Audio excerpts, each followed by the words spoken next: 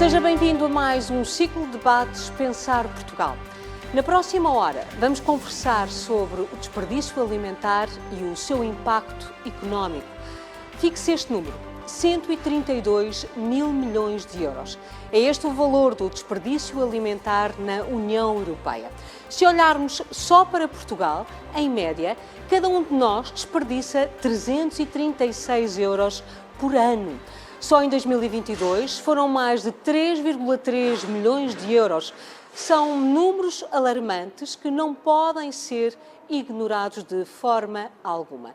E para analisar o impacto destes números no orçamento de cada família, em toda a cadeia de valor alimentar e nas contas do próprio Estado, contamos para este debate com a presença de Iva Pires, investigadora da Universidade Nova, Susana Gaspar, da Comissão Nacional de Combate ao Desperdício Alimentar, Ismael Casotti, da Associação Ambientalista Zero, e Pedro Queiroz, diretor-geral da FIPA, Federação das Indústrias Portuguesas Agroalimentares. Muito obrigada a todos por terem aceitado o nosso convite para esta conversa.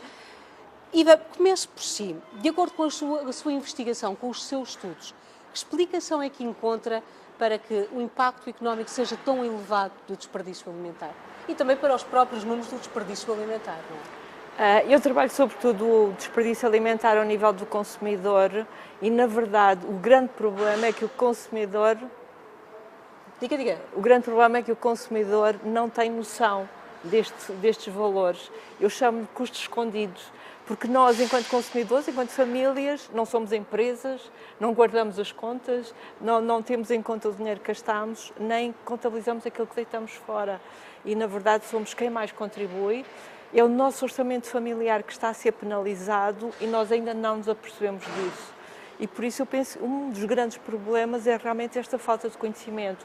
Quando nós percebermos que é do nosso bolso que está a sair uma boa parte daqueles milhões que falou... 336 euros por ano, com as contas. Sim, do Instituto Nacional de Estatísticas, referente a 22. Sim, 2022. E agora será mais ou menos muito mais idêntico, um bocadinho mais elevado. É fundamental e programas como este são importantes porque a informação ainda não chega ao consumidor, ou o consumidor não tem ainda tanta preocupação sobre isso e, portanto, acaba por estar a desperdiçar imenso dinheiro sem se aperceber, e esse é um dos grandes problemas. É a falta de consciencialização real e de valor. Informação e de conhecimento. Bom, então não fiz mal em repetir o número e se calhar repeti-lo várias vezes ao longo desta hora de conversa. Ismael, como é que podemos criar um sistema alimentar mais sustentável e com impactos económicos mais reduzidos? Eu se calhar vou começar pelo fim. A Associação Zero trabalha muito os resíduos, nomeadamente os biorresíduos. E o que é que são os biorresíduos? São são um alarme. Nos deveriam mostrar que no fim da cadeia existem milhões e milhões de quilos que são desperdiçados diariamente. Não é? Pronto, temos 2 milhões de toneladas de biorresíduos de origem alimentar em Portugal. Uma boa parte vão para aterro, portanto, isto para mim já é um sinal de que as coisas não estão a funcionar. Quase que isto é uma radiografia, um diagnóstico de que as coisas, ao nível de sistema, não estão a funcionar. Depois podemos olhar para as causas. De certeza, cada setor vai ter umas características próprias e as soluções deverão ser adaptadas a cada um do setor. Concorda com esta visão da Iva de que há falta de consciência real de quantas toneladas? Os últimos dados também dão a indicação que deitamos ao lixo cerca de 184 toneladas, quilos cada um de nós. 184 quilos por ano. Isto é a falta desta consciência. 2,5 vezes o nosso peso corporal, não é? Isto faz mesmo impressão. Eu concordo com a Iva.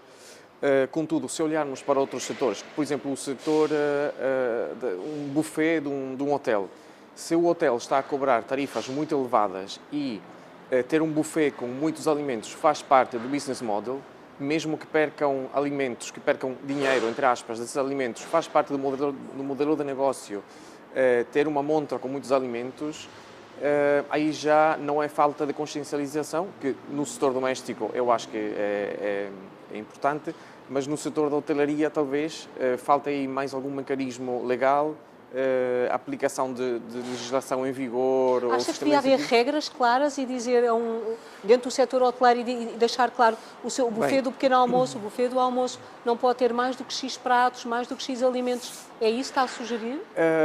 Não exatamente, ou seja, por um lado, as regras já existem em termos de legislação para a hotelaria. Portanto, os hotéis, grandes, pequenos, restaurantes, empresas de catering, por lei, artigo 23 do Regime Geral de Gestão de Resíduos, devem ter medidas contra o combate, medidas para o combate ao desperdício alimentar.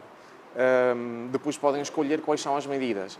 Agora, temos que trabalhar ao nível de sociedade, e acho que isto já é transversal, em aceitar que não temos que acabar o prato, mas o que resta no prato pode ir para casa. No caso de um hotel não é possível, porque o que fica no prato não é possível. Não é? Portanto, passar uma mensagem de menos comida, mas de mais qualidade, ou ter... Estou-me a lembrar, num hotel, que as casas de banho, quando os hotéis têm a recomendação do consumo de água, por exemplo. Acha que na zona dos buffets deveria haver essa recomendação, coma só aquilo que de facto necessita? Sem dúvida, até porque de forma simpática conseguimos passar a mensagem, depois toda a gente pode escolher de levantar-se mais uma vez, mais duas, mais três, para ir buscar comida quente, passar mensagem, colocar pratos pequenos, pratos mais pequenos. Exato. Portanto, para mostrar ao consumidor que está incluído no preço, não vai prejudicar a imagem da estrutura hoteleira e até uma comida de maior qualidade também vai ser bom em termos da imagem da marca. Portanto, acho que podemos compatibilizar. Susana, da Comissão Nacional de Combate ao Desperdício Alimentar, o que é que está a correr menos bem para que estes números e este impacto económico seja tão grande e para que os números do desperdício alimentar não estejam a reduzir ou a diminuir em Portugal? De facto, e começando aqui também por contextualizar esta questão da Comissão Nacional, ela foi criada em 2016, conta não só com entidades da administração pública, mas também duas associações autárquicas e a própria Federação dos Bancos Alimentares e, portanto, teve aqui um papel muito importante de colocar na agenda mediática o tema do desperdício e este desafio que é à escala global. E, portanto, teve aqui os trabalhos preparatórios para a primeira estratégia de combate ao desperdício, que foi em 2018, e nessa altura tivemos que desbravar caminho, digamos assim, não só potenciar estas sinergias com a própria cadeia. Não é começar tarde demais? Agroalimentar. 2016 não é tarde demais? Não diria que começámos, mas havia trabalho a fazer. A própria Comissão Europeia, na própria União Europeia, não havia ainda uma definição harmonizada de desperdício alimentar. E, de facto, se hoje temos estes dados a nível dos Estados-membros, foi a partir dessa definição harmonizada de uma metodologia comum, que infelizmente não é harmonizada e, portanto, a comparação entre países deverá ser feita com um certo critério, com algum cuidado e, portanto... Mas apanhámos o comboio no momento certo, Mas apanhámos o comboio no momento certo. Mas então o que é que está a correr menos bem? Nós temos ainda pontos a fazer e, portanto, nesta nova estratégia que estamos a preparar agora, temos consciência de que ainda há muito a fazer. Sabemos agora, há um ativo muito importante da estratégia anterior, que é os dados do desperdício. Temos dados mais atuais, 2023, em que indicam 182,7 kg por habitante. Portanto, houve aqui uma ligeira redução, mas que ainda assim... precisamos de trabalhar. Está longe das metas Exatamente. Definidas para 2030, não é? Mas estes dados permitem-nos focar-nos em pontos-chave, nomeadamente no consumidor e também continuar as sinergias com os próprios operadores da cadeia agroalimentar e, portanto, a estratégia que estamos a montar é, no fundo, também uma consequência dos dados e de outros ativos que tivemos desta primeira estratégia. Já vamos melhor olhar com mais atenção, porque exige essa atenção para a estratégia definida. Pedro, estamos a falar de perdas em toda a cadeia de valor, ou seja, na produção, no armazenamento, no transporte, na distribuição, na comercialização. O que é que falta fazer? Bom, vamos ver. Em primeiro lugar, deixe-me dizer, e após estas três intervenções, já bastante interessantes do ponto de vista do lançamento do debate, dizer que, na minha ótica, esta questão do desperdício passa um bocadinho também pela falta de respeito que nós temos pelo alimento. Eu acho que cada um de nós enquanto consumidores, eu acho que tornou-se relativamente fácil, embora naturalmente não faça juízo de valores relativamente depois às práticas de cada família, mas tornou-se fácil deitar um alimento para o lixo, não é? E portanto eu acho que tudo isto tem que ser repensado. Acha que isso deve a quê? Eu acho que vamos se calhar até olhar para um ambiente, quer queiramos, quer não, de alguma abundância que nós temos, não é? Habituámos a ter muitos alimentos, provavelmente muitos deles, tirando agora se calhar este período de inflação que levantou esse debate, mas até acessíveis e baratos, e portanto tornou-se relativamente fácil, um iogurte estragou-se e sem qualquer hesitação deita-se fora. Um pão está mais duro da véspera e deita-se fora. Obviamente que isto não se aplica a todas as famílias, não quero generalizar, mas acho que passa um bocadinho por aí. Olhando para o... Acha que nos estamos a reger mais por critérios de estética / cosmética dos produtos do que a própria qualidade? É isso? Iva, aqui a Iva que investiga estas questões. Um pouco, sim. Concorda com esta visão do Pedro? Na verdade, na União Europeia, estima-se que cerca de 20% ou mais das frutas e legumes que são desperdiçados possam dever-se a uma ditadura da estética que surgiu e que acabou por ficar, e os consumidores, eles próprios, e isso vê-se num supermercado, escolher a cenoura direitinha ou escolher a maçã mais bonita, mais direita. E, na verdade, não existe nenhuma associação entre a qualidade e a dimensão ou a forma da fruta ou dos legumes.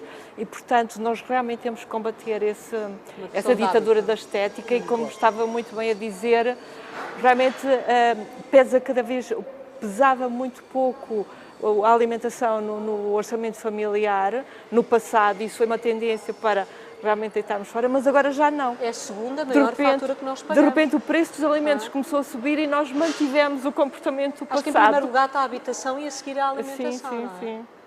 Mas Pedro, nós gastamos na casa hoje em dia, ainda acima dos 20% dos orçamentos familiares, em alimentação. E este número, às vezes, mede até o estado de desenvolvimento dos países. Portanto, isto tem efetivamente um peso grande. Agora, vindo à questão da indústria, o que é importante referir aqui? Em primeiro lugar, sem retirar naturalmente qualquer responsabilidade da indústria neste debate, porque ela tem e está na primeira linha das responsabilidades, a indústria é responsável por 3% do desperdício alimentar. E é responsável por 3% porquê? Porque, em primeiro lugar, a indústria tem que fazer aquilo que, eventualmente, as famílias não fazem, que é gerir. Não é? Porque tudo o que uma empresa deitar para o lixo tem um impacto significativo nas suas contas e na viabilidade do seu negócio. A indústria alimentar é responsável hoje por cerca de 70% dos alimentos que nós consumimos e, portanto, acima de tudo, tem que os produzir com critérios de gestão muito apertados, porque, caso contrário, vemos este impacto nos orçamentos familiares e imaginemos o que é que numa grande empresa não seria em termos de impacto financeiro. Mas não é só a questão financeira que interessa aqui. Eu acho que é uma questão de responsabilidade social. Portanto, desperdiçar alimentos é claramente um atentado a tudo aquilo que são os princípios basilares de uma sociedade, nomeadamente em termos de solidariedade e de apoio, inclusivamente a quem necessita mais. É interessante nós pensarmos que num mundo onde os níveis de obesidade crescem de forma acentuada, temos ao mesmo tempo níveis de pobreza e de fome também bastante acentuados. Aliás, há um número no mundo que eu julgo que hoje é consensual: a comida que é desperdiçada serviria para alimentar aqueles que não têm comida. Portanto, 4 vezes... É de uma dimensão muito preocupante e, portanto, isto leva-nos a dizer já não é só uma questão financeira, é uma questão social e, por fim, é uma questão ambiental. Porque, já vamos falar as questões ambientais, para não abordarmos todos os pontos. E hoje esvaziávamos ali o conteúdo do Ismael, estou a brincar, com certeza tem muito para partilhar connosco. Quer terminar uma ideia? De qualquer forma, terminar dizendo que a indústria, e podemos explorar, tem naturalmente, para além disso, um papel muito importante naquilo que é a própria prevenção em casa, nas famílias. Porque, embora por vezes isto seja tudo um bocado diabolizado, até às vezes por questões ideológicas, a verdade é que a indústria, quando leva os seus produtos aos consumidores, leva numa embalagem, leva com um prazo de validade e leva com recomendações de conservação. E isto chama-se um rótulo. Portanto, às vezes nós diabolizamos muito até o produto industrial, mas a verdade é que nesta matéria, uma embalagem e um rótulo pode fazer efetivamente a diferença e podemos naturalmente explorar isso depois mais à frente. Já tivemos aqui um debate anterior onde debatemos precisamente essas questões da linguagem clara e objetiva dos rótulos, dos prazos de validade. Gostava de pegar só aqui, mas podemos com certeza voltar a abordar esse tema. Aqui, Susana, gostava de voltar assim para... Há bocadinho eu perguntei-lhe claramente se não acordarmos tarde demais para a questão criar a Comissão só em 2016 e disse-me que não, que apanhámos o comboio a tempo. A minha questão é os números não têm tendência para descer, pelo contrário, têm uma tendência para subir. Portugal já esteve no top 3 dos países que tem o maior número de desperdício alimentar, agora estamos em 4º lugar. Isto, para quem faz parte de uma Comissão Nacional de Análise desta temática, não a deixa preocupada? Naturalmente, os dados são importantíssimos até para a decisão das políticas públicas e, portanto, nós temos que olhar sempre para os dados com maior criteriosidade e também com a ajuda da parte científica. Agora, como falava há pouco, a metodologia, naturalmente não estou a querer desvalorizar os números de todo, mas de facto esta metodologia, por não ser harmonizada dentro dos Estados-membros, e cada um ter a sua própria metodologia, a escolha da metodologia, quando colocamos num ranking, acaba por não ser assim tão... Muito bem, então vamos esquecer rankings e vamos olhar para os números como está a trabalhar. Sim. Disse-me 182,7 quilos Sim. a Por cada habitante, português 2023, dados em do 2023. Instituto Não Nacional de deixa de ser um Estatística número preocupante. Estamos de acordo, certo, sim, Susana? em que cerca de 67% está no consumidor do desperdício famílias, das não é? famílias. O que é que podemos fazer para reduzir esse valor e cumprir as metas definidas quer pela União Europeia, pelas Nações E esse Unidas é um ponto e pelo próprio extremamente governo importante português? também das metas nacionais. A Diretiva Quadro Resíduos já foi publicada, portanto os Estados-membros, inclusive Portugal, terá que transpor a diretiva até cerca de 30 de junho de 2027, espero não estar enganada e induzir em erro, mas creio que é meados de junho de 2027.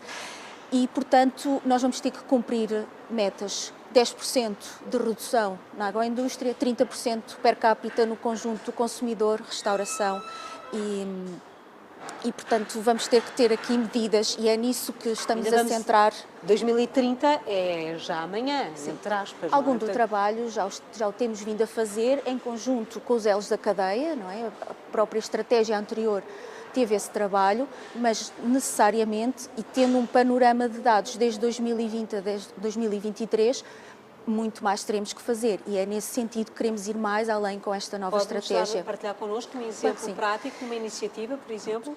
Nomeadamente no consumidor e aquilo que pretendemos fazer, porque sabemos que o consumidor não é de todo igual, temos aqui a necessidade de segmentar quer a sensibilização, quer a própria abordagem e por isso vamos contar também com o apoio científico das universidades que estão na linha de ponta também a nível de investigação em Portugal daquilo que são, a nível comportamental, aquilo que são as outras práticas alimentares que estão associadas ao desperdício, desde que nós, enquanto consumidores, decidimos ir às compras e armazenamos os alimentos, até à própria interpretação das datas de validade e, portanto, aquilo que é a gestão, digamos, doméstica da alimentação. Tudo isso vai influenciar o desperdício. Mas não podemos falar com os consumidores todos da mesma forma, é preciso segmentar e direcionar a sensibilização, as campanhas, como lhe podemos falar. E, nesse sentido, estamos a trabalhar em conjunto com a Direção-Geral do Consumidor e outras entidades para construir ações mais direcionadas neste caminho.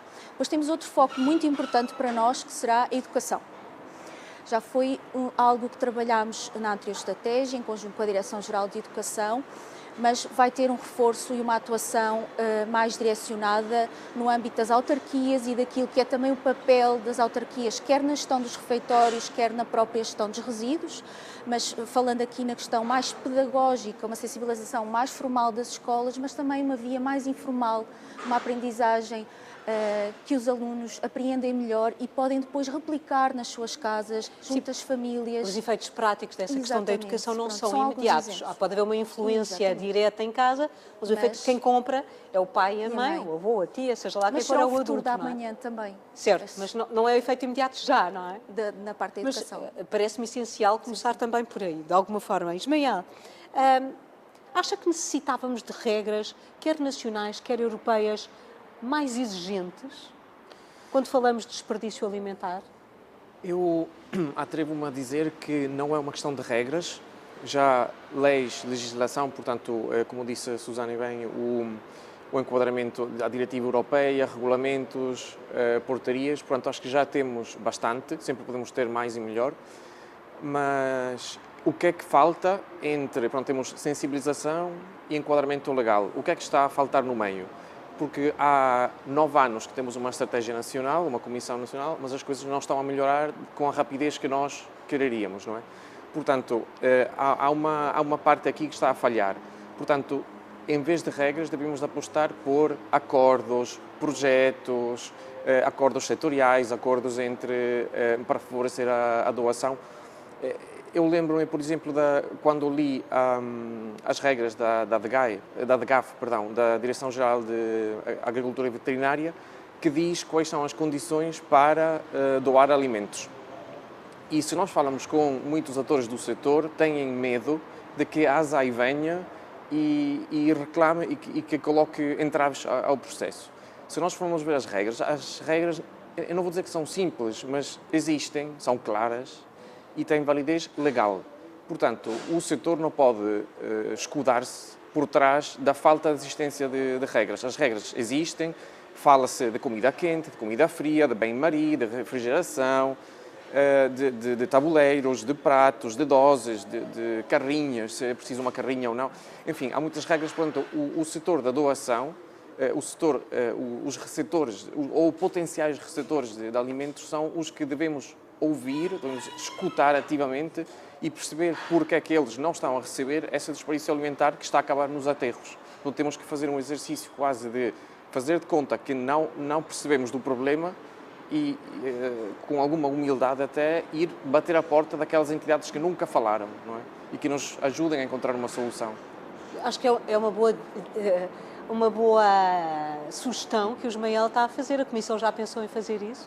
Ouvir estes parceiros que poucas vezes têm essa voz ativa? Nós temos feito também quer a escutação, mas também várias entidades, nomeadamente entidades da sociedade civil, que vêm bater, digamos assim, à porta da Comissão Nacional e falar connosco não sobre os temas do desperdício alimentar, e nós estamos totalmente receptivos.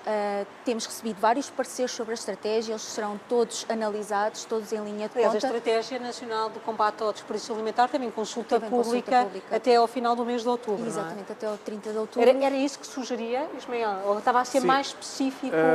Sim, no fundo, à volta dessa estratégia, quando nós tivemos a oportunidade de comentar e achamos que é muito focada na sensibilização, na parte pedagógica, mas é não esquecer, além da parte pedagógica, que temos que implementar. Portanto, eu acho que há muitos atores no setor que talvez estamos dispersos, não é? Nós agora, como Zero, temos este projeto que nos levou a trabalhar outra vez este tema, contactar com a IVA, até gravamos um podcast. Portanto, é juntar os parceiros. Temos uma rede de parceiros em Portugal fantástica, ou talvez são parceiros que ainda não estão em rede. Portanto, vamos colocá-los todos numa rede e potenciar este trabalho que já está a ser feito e com algum currículo já. Quanto ao cumprimento dos objetivos definidos até 2030? Não posso... Então está otimista? Também não, otimista se calhar é exagerado, mas Portugal tem um problema de não cumprimento das metas que temos, sistémico, na área dos resíduos, de outras áreas ambientais, mas também temos que ter alguma visão à 2030, 2035 e trabalhar para que nos aproximemos pelo menos dessas metas. É por isso que eu trabalho todos os dias, digamos assim, uma motivação. Iva, na sua análise, porquê é que as coisas não estão a correr tão bem em Portugal? Enfim, eu penso que é uma cadeia muito longa, do campo ao garfo, são muitos atores sociais, têm objetivos e estratégias distintas também, é natural, muitos segmentos económicos, e não é fácil realmente juntar todos em torno de um objetivo comum. Eu penso que o caminho está a ser feito e eu estou bastante otimista em relação a esta nova estratégia que fala em valorizar e avançar, e portanto eu estou bastante otimista em relação a esta nova estratégia e este processo de juntar tantos atores sociais que estão muito fragmentados não é simples, nós sabemos isso, mas eu penso que neste momento já existe essa vontade de todos colaborarem e na verdade nós não conseguimos resolver o desperdício e atuarmos só no campo ou só no garfo. Como é que resolvemos então? Nós temos que ter uma visão holística, todos têm que colaborar para um mesmo objetivo, dentro, como é evidente, da sua atividade económica. E neste caso eu penso que há que trabalhar muito com o consumidor e eventualmente mesmo fazer com que os consumidores adotem uma estratégia empresarial. Como assim? Por exemplo, uma coisa que as famílias podem fazer é, durante uma semana, como num caderninho, apontarem o desperdício. O que é que comprámos, o que é que deitámos fora. 2 semanas. 2, 3 semanas já começam a ter tendências, porque muitas vezes nós não nos apercebemos, mas sistematicamente compramos 8 iogurtes e 2 vão para o lixo. Sistematicamente voltamos a comprar 8 iogurtes, porque no fundo nós temos estes comportamentos de rotina e há que quebrar esta rotina, e para isso é preciso refletir. Nós temos que refletir sobre o desperdício, refletir que deitar alimentos para o lixo representa muito mais do que apenas aquele alimento, é a água, a energia, é o trabalho humano, tudo o que foi investido para produzir o alimento. Nós, o consumidor, também tem que refletir, todos nós temos que fazer um exercício de reflexividade sobre o desperdício. Acha que o consumidor pode estar a ser uma vítima de excesso de promoções, de estratégias de marketing e comerciais, por vezes demasiado agressivas, alguma falta de clareza na comunicação, quando falamos em prazos de validade, consumir de preferência até, ou consumir até? Acha que a culpa não é só do consumidor, não é? Não, a culpa não será só do consumidor, mas o consumidor é que tem que ser inteligente para, de alguma forma, no fundo as empresas estão a fazer o seu papel. Tem os produtos, tem que os vender. O consumidor é que tem que perceber se lhe interessa ou não aquela promoção, leve 3, pague 2, pois o desperdício acontece em sua casa e não. E, portanto, eu penso que tem que haver aqui também algum equilíbrio. As empresas estão a fazer o seu papel, são empresas, são atividades económicas, têm que vender, mas o consumidor tem também que ser um consumidor mais inteligente e mais flexível. Será que eu realmente preciso de 3 embalagens? Vou fazer as contas, se metade vai para o lixo, acabo por estar a pagar mais caro do que se levar só uma embalagem, por exemplo. Portanto, é a questão da literacia alimentar, que eu penso que é também muito importante, que não tem só a ver com o cozinhar e aproveitar todas as partes dos alimentos, tem também a ver com fazer este exercício de contabilização e de contabilidade. Realmente, se calhar, fica mais caro levar as 3 embalagens e deitar uma para o lixo. Vocês às vezes não do que levar sentem que só hoje em dia ir às compras é ir às compras com uma máquina de calcular para fazer contas do que é que Também, de facto vai ser não? eficaz do ponto de vista da compra, do preço? Não, e agora já isso é informação por produto, por quilo, e portanto é claro que são letras pequenininhas, mas estão lá. E o consumidor tem que ser realmente mais inteligente e perceber, no meu interesse, isto interessa-me ou não. Em alguns casos as campanhas podem ser favoráveis. Imagino que famílias de grande dimensão beneficiam destas campanhas, de levar vários produtos e pagar menos. Mas provavelmente não dará para todos. Como dizia a Susana, é preciso segmentar o consumidor e nós próprios também temos que pensar. No interesse da minha família somos 2, não interessa. Se formos 4, se calhar interessa. E, portanto, eu acho que temos de ser consumidores menos passivos e mais ativos, no sentido de olhar, pensar um bocadinho, não fazer compras a correr, pensar um bocadinho, ver o preço por unidade, ver o preço por quilo e ver se interessa ou não. E cada família fará o seu exercício. O seu exercício de acordo com os seus interesses e necessidades. Pedro, qual é que deve ser o papel da indústria transformadora no setor alimentar no que diz respeito ao desperdício alimentar? Muito bem. A indústria tem aqui, em primeiro lugar, um papel fundamental naquilo que é a prevenção.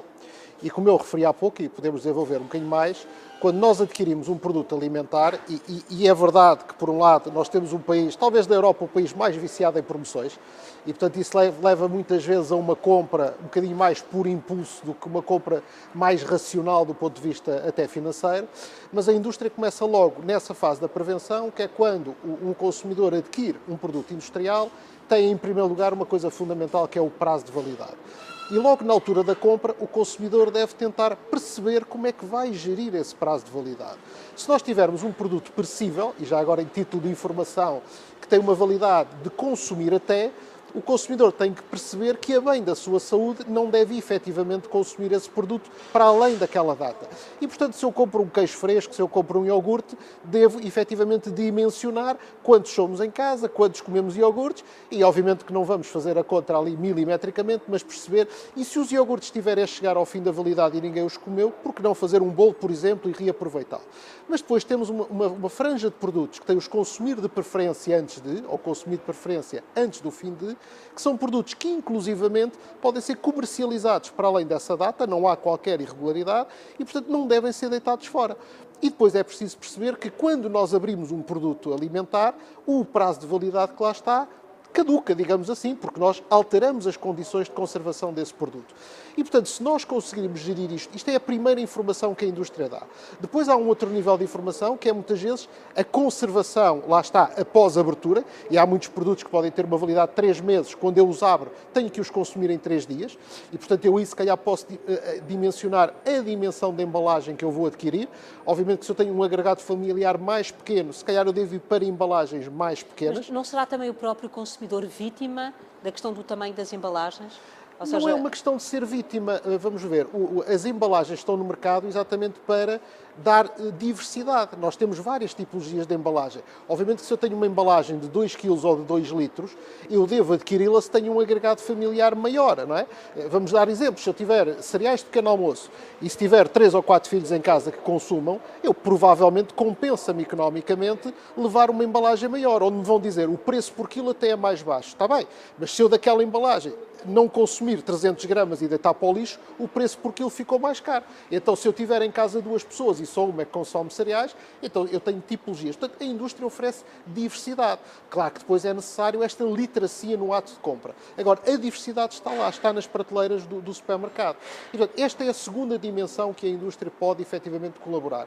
Depois há uma terceira dimensão, que efetivamente já compete muito também ao consumidor, que é perceber exatamente isto. Como é que em sua casa, embora nós saibamos que os dados indicam que principalmente as gerações mais novas cozinham cada vez menos, portanto adquirem as suas refeições já prontas fora de casa, mas é também, de certa forma, e a indústria pode ajudar até nos seus rótulos, e se calhar é um passo que pode dar, que esse não está muito consolidado, que é até dar sugestões de como é que eu posso aproveitar um produto, caso não... Voltemos ao exemplo do iogurte, não é? Caso não consuma o seu iogurte até à véspera da validade, pode utilizar o seu iogurte fazendo um bolo e ter aqui uma receita, por exemplo.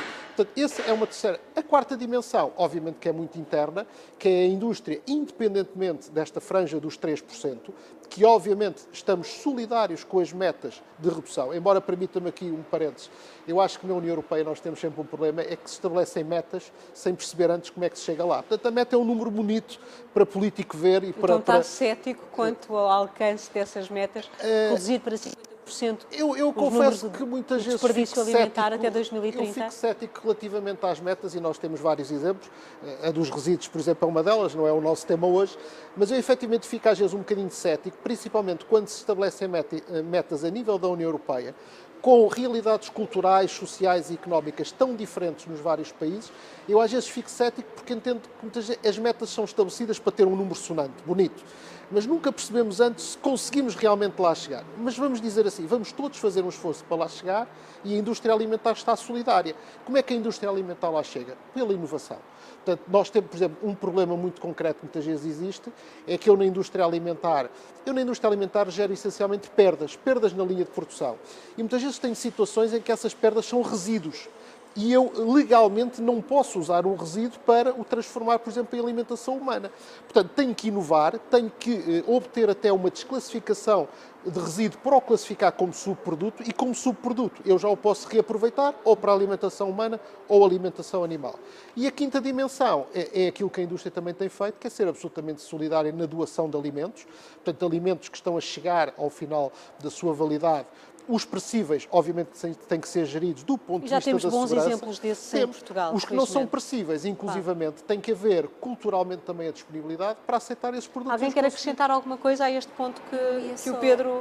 Ia só complementar-se esta questão do consumidor. De facto, nós temos aqui, os dados são irrefutáveis, mas aquilo que nós chamamos, e na estratégia nós abordámos esta matéria, que é um certo efeito penalizador também no consumidor.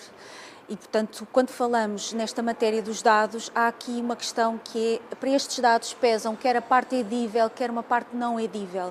E a parte não edível estamos a falar de espinhas, de ossos, de peles, de algo que não é comestível. Portanto, neste peso destes resíduos está também esta parte não edível e, portanto, há aqui um efeito penalizador dos dados sobre o consumidor. Pois há outros aspectos... Tem um peso assim tão grande?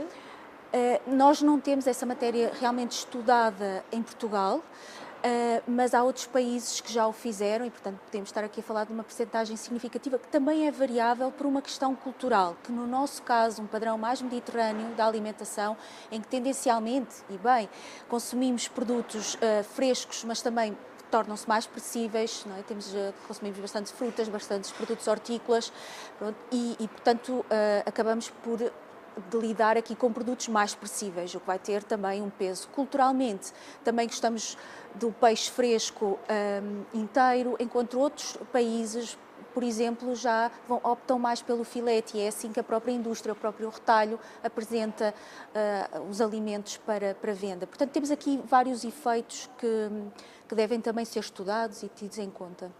E vamos falar então também de outros impactos. A somar à fatura dos 132 mil milhões de euros, a Comissão Europeia estima que sejam ainda gastos 9,3 mil milhões de euros relacionados com a recolha e o tratamento do desperdício alimentar, ou seja, custos indiretos. Susana, isto são dados da Comissão Europeia, temos uma noção de quanto é que isto custa ao Estado português? Eu, para lhe ser muito sincera, essa área dos resíduos está muito em alçada da Agência Portuguesa para o Ambiente, que faz parte naturalmente da Comissão. A matéria dos resíduos dentro da Comissão é algo que nós queremos, é um fim de linha, nós não queremos lá chegar. Estamos muito focados quer na prevenção, na sensibilização e, naturalmente, se houver resíduo, aquilo que poderá, e já existem algumas boas práticas, é de facto a compostagem e que esses resíduos não sigam para aterro. Mas, portanto, não lhe consigo dar a certeza se existem ou não esses dados. Claro, partilha depois mais tarde. Sim, também não será. Ismael, com certeza que tem muita informação sobre esta... Vou tentar sobre esta... não utilizá-la toda, não é? O impacto ambiental, não é? Que Portugal paga por quase 2 milhões de toneladas de desperdício alimentar anual. Esta é que é a questão. Sim. Quando falamos de informação, e acho que a Susana disse algo muito importante, nós temos que manter a credibilidade das estatísticas públicas que temos, mas temos que olhar para elas com um olhar crítico e tentar melhorá-las se houver uma forma para as melhorar. A Zero olhou para quando falávamos das espinhas de peixe, pronto, perceber o que é edível e o que é que não é edível. No País Vasco, pronto, na comunidade autónoma do País Vasco, em Espanha, a caracterização dos resíduos faz essa distinção que em Portugal não temos. Pronto, eles conseguem ver o que é desperdício alimentar e o que é que não é. Embora, vamos ser sinceros, por exemplo, uma casca de banana, já ouvi dizer que dá para fazer hambúrgueres, mas a partida vai ser considerada como não edível. Mas mesmo assim, podemos categorizar, e quando nós fazemos esse tipo de caracterização é que depois podemos ficar mais conscientes. E nós fizemos a Zero fez uma atividade para um município, a caracterização do indiferenciado, separamos as embalagens, tudo o que havia, e os biorresíduos. E separamos por biorresíduo alimentar, a parte edível, a parte não edível, e ainda uma fração que é interessante, que é a parte edível que ainda está nas embalagens. Falamos de um salmão fumado, uma cuvete com carne ou peixe. E o que é que se encontra no lixo? Muito pão, que pesa pouco, portanto influi um pouco na nossa estatística, e pouca carne e pouco peixe. Portanto, talvez como sociedade ainda valorizemos bastante a carne e peixe, seja pelo custo ou por motivos culturais. Os legumes acabam por ir mais facilmente para o lixo, mas que haja embalagens ainda com bastantes embalagens, com bastante produto por dentro, eu acho que ainda é preocupante. Mas não saber, pronto, não termos essa informação tão pormenorizada, é claro que é um handicap que temos que resolver. São números que têm que ser... Diga. Diz qual é a percentagem? Edível, não edível? É País Vasco. Não é País na Galiza não sei. Se eu não recordo mal, era perto dos 50. 50-50? 50-50. 45, muito talvez o edível. Iva, para além do impacto económico, do impacto ambiental, temos um impacto social do desperdício alimentar. Claro. Na verdade, o desperdício convoca questões económicas, ambientais, sociais e éticas também. E nós, quando se fala em situação de insegurança alimentar, pensamos sempre em países do sul global ou noutros países que não, países ocidentais, mas também existe insegurança alimentar na União Europeia. E esses dados estão bem contabilizados, nomeadamente famílias que não conseguem ter alimentos adequados à alimentação diária a cada 2 dias. Na União Europeia. Na União Europeia. E esse dado ficou muito claro com a Covid-19, com a pandemia. Começou-se a perceber realmente a situação de insegurança, famílias que realmente estavam dependentes, por exemplo, dos bancos alimentares e de repente ficaram quase sem rede, digamos, e percebeu-se que é um problema que é premente na União Europeia e por isso realmente não devemos desperdiçar alimentos porque ao mesmo tempo que estamos a desperdiçar, estamos a retirar esses alimentos do mercado que poderiam eventualmente servir para estas famílias. A doação não sendo a solução ideal, porque não resolve problemas de fome e de insegurança, mas é um apoio importante e nesse sentido eu diria que devemos estimular mais a doação. Eu acho que há um potencial muito grande na doação que ainda não está a ser cumprido. Claro que as grandes empresas têm essa possibilidade. Na restauração, por exemplo, não é tão fácil. É mais fácil nas grandes empresas. Agora a restauração está muito fragmentada. Eles também colocam questões, é preciso realmente cumprir as regras de higiene, como é evidente, segurança do alimento, e depois é preciso doar ou levar a alguém, implica algum esforço e algum trabalho. E também tem que reportar, mas eu penso que há um enorme potencial que podia ser explorado nas cantinas escolares, por exemplo, as cantinas das empresas, os buffets. Claro que não estou a falar da comida que já foi servida, estou a falar da comida que ficou na cozinha. Dos tachos, provavelmente. Ficou na cozinha. E isso podia realmente ajudar os bancos alimentares a ter uma maior diversidade de alimentos talvez mais frescos e não só outro tipo de alimentos embalados. E, portanto, os produtores, Iva, o que é que diz a sua investigação? Também, não trabalho muito a questão dos produtores, mas é evidente que há já projetos muito interessantes, produtores que abrem a sua quinta, por exemplo, a uma escola, fazer a respiga. A respiga fazia-se no passado, nada ficava no campo. As pessoas depois de assear ou das vindimas iam fazer a respiga, o que ficava, e isso permitia alimentar muitas famílias nas áreas rurais. E eu penso que temos que voltar a esse...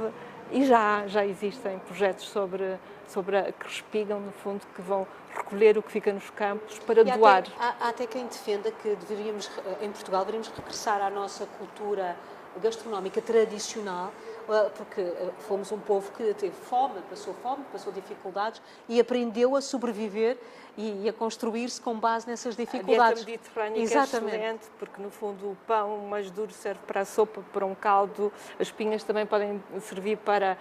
E com certeza os números do desperdício também iriam reduzir, sim, melhorar os caldos e sim, acho que devemos voltar à dieta mediterrânica, porque ela tem excelentes estratégias de sustentabilidade e saudável, alimentação saudável. Pedro, qual é que deve ser o papel da indústria transformadora neste sentido em que a inovação pode ter, de facto, como dizia há pouco, pode ter aqui um fator relevante para reduzir estes valores do desperdício? Por exemplo, um novo método inovador de gestão de estoque, por exemplo.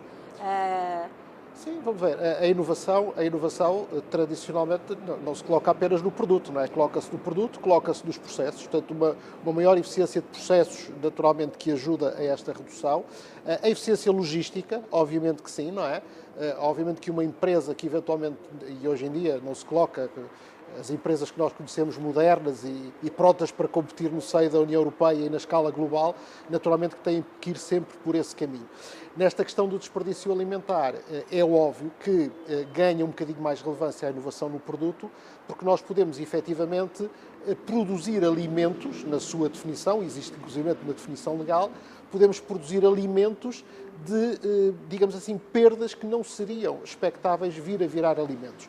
E há vários exemplos, nós inclusive, posso dar um exemplo concreto, onde inclusivamente o bagaço da azeitona já se aproveita na cadeia de valor, onde as cascas, por exemplo, se aproveitam na cadeia de valor e a casca é muitas vezes uma parte altamente nutritiva dos próprios produtos. O que eu acho que também contribuiria para isto, isto é relativamente polémico, porque obviamente nós atingimos na União Europeia um nível de exigência de qualidade e de segurança dos alimentos que nós consideramos de excelência a nível mundial, mas eu parece-me que, tendo em conta os números dramáticos do desperdício alimentar, que não são só portugueses, como já aqui vimos, eu acho que era importante repensar um pouco o enquadramento legal da União Europeia, nomeadamente nessa questão da estética, em que nós passamos a exigir os alimentos quase perfeitos e depois desvalorizamos os outros. E depois ou acabam por ser vendidos a preços baixíssimos e esse preço baixíssimo leva a que eu não valorize e, portanto, se tiver que ir para o lixo vai.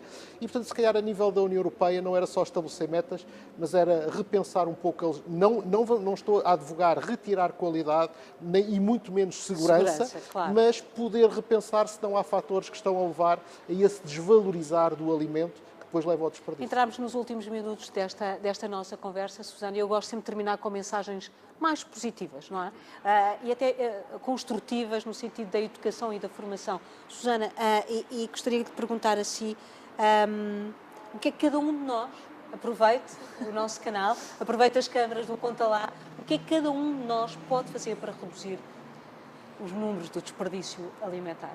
Mais até do que definir o que é que cada um de nós pode fazer, que é totalmente importante, é também aquilo que me traz aqui hoje enquanto administração e enquanto Comissão Nacional, e este poder de termos à nossa, agora, digamos, cuidado, uma nova estratégia e o potencial que quer entidade civil, quer os operadores da cadeia agroalimentar, quer o papel das próprias universidades podem ter. Só assim é que vamos conseguir chegar a bom porto e como o Ismael disse bem, é para isso que nós também trabalhamos, para atingir as metas nacionais.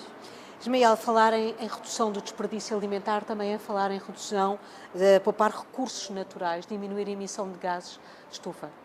Também é uma mensagem importante a deixar. Sem dúvida, eu acho que é importante, e já falamos disto neste painel, que é um consumidor consciente, um consumidor que olha para o produto, para os rótulos, para o tipo de loja à qual se dirige, para a origem do kiwi, se é de Portugal ou da Nova Zelândia, se a embalagem é pequena, é grande, ou se o produto é saudável ou não. Eu acho que temos um grande caminho muito interessante a fazer para que o consumidor seja proativo, e que com alguma consciência faça as suas compras. E mude assim a nossa sociedade. Ivan, assim desejo que a sua investigação lhe traga resultados mais positivos, de alguma forma que daqui a 5 anos, quando estiver a estudar o desperdício alimentar, possa partilhar aqui trazer dados mais positivos. Dados mais positivos, ou então reduzimos X%. Estando na academia, o que eu gostava realmente é que existisse mais investimento para apoiar projetos, porque nós ainda não sabemos realmente responder bem quem, onde, quanto, porquê, que tipo de alimentos estamos a desperdiçar em Portugal, e sem uma boa informação de base não podemos, ou seja, se tivéssemos uma boa informação de base, podíamos desenhar políticas mais eficientes e com mais impacto. E, portanto, estando na academia, o que eu desejava mesmo é que realmente da parte do poder político existisse mais vontade para investir em projetos. Para falar aqui conseguirmos com a Comissão que pode ajudar a abrir algumas portas. Conseguirmos dar resposta a todas estas questões, claro, que ainda estão muito em aberto em Portugal. Muito obrigada a todos. Acho que contribuíram de uma forma muito honesta e transparente para falarmos um pouco sobre este tema. Ao falarmos de desperdício alimentar, contribuímos para um futuro mais sustentável e mais resiliente, combatendo desafios ambientais, sociais e também económicos. Nós voltamos a ver brevemente. Até lá, fique bem, fica o Conta Lá.